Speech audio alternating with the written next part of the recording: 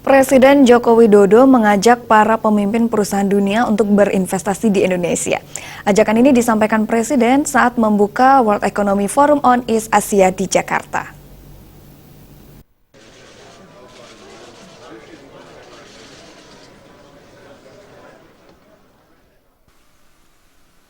Selain konferensi Asia Afrika, ada event internasional lainnya yang digelar di Jakarta dalam waktu yang bersamaan. Event tersebut bernama World Economic Forum on East Asia. Senin sore, Forum Ekonomi Dunia itu resmi dibuka oleh Presiden Jokowi. Sebelum membuka, Presiden Jokowi sempat memberikan pidatonya di hadapan ratusan CEO perusahaan dunia.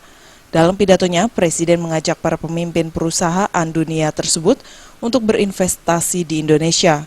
Meskipun saat ini ekonomi Indonesia dihadapi beragam permasalahan, namun dirinya optimis di balik permasalahan tersebut ada tantangan dan kesempatan.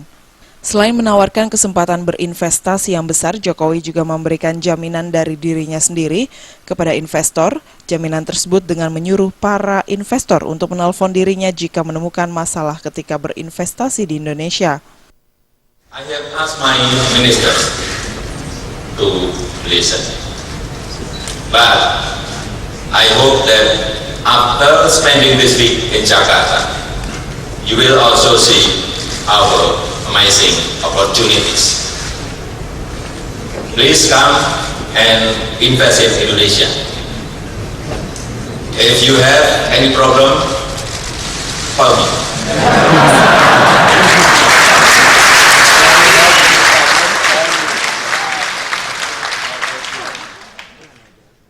World Economic Forum merupakan lembaga internasional yang berkomitmen untuk meningkatkan kualitas hidup bangsa-bangsa melalui kerjasama antara pemerintah dan swasta dalam semangat kewarganegaraan global. Forum ini menyatukan para pelaku bisnis, politisi, akademisi, dan pemimpin masyarakat lain untuk membentuk agenda dalam ruang lingkup global regional, serta industri forum ini akan berlangsung mulai 19 April hingga 21 April mendatang. Dari Jakarta, Vina Simanjuntak dan Wayan Agus.